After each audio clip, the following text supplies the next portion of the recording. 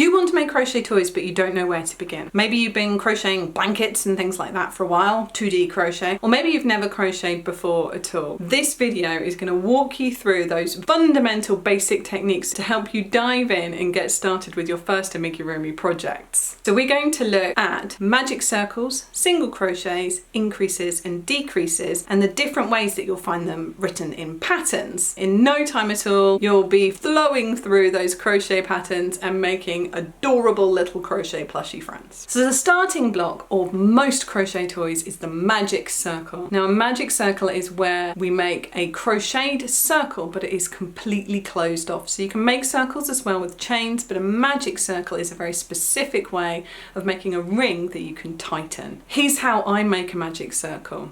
I lay my hand palm up and I lay the yarn across it and I wrap the two third and fourth fingers together twice with the yarn.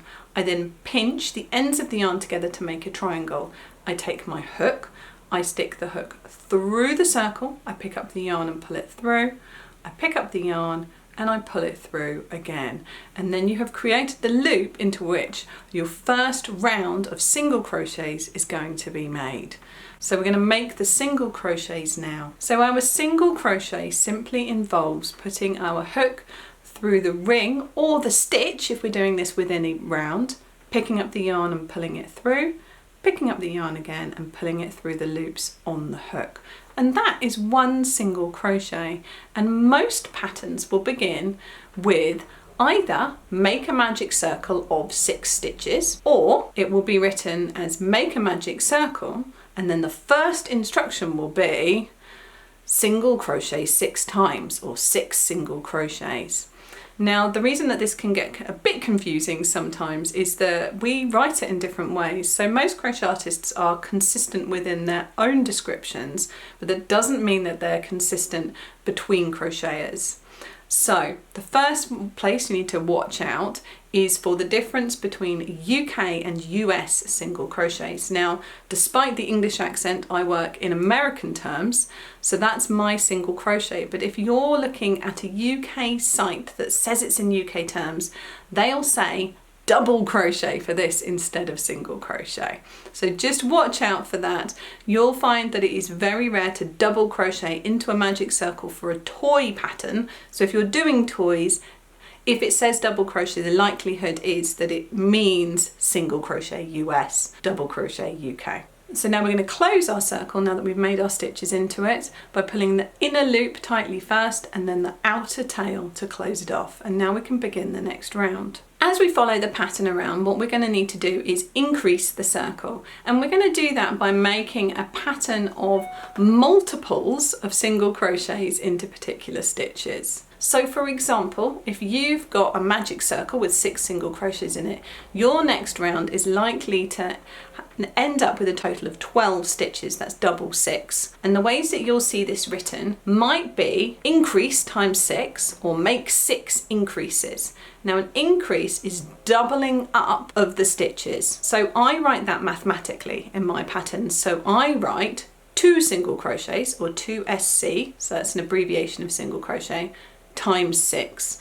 So that means take 2 single crochets and put them in each of those 6. And what you'll get at the end of your instruction for the round is brackets and then the total number of stitches you'll end up with at the end of that round. So after you've made the round, you can check your work and make sure that you followed it correctly. If your round is just making the piece longer without making it wider, you'll probably just see however many single crochets it is you need in the round times the number of stitches that were already in the round.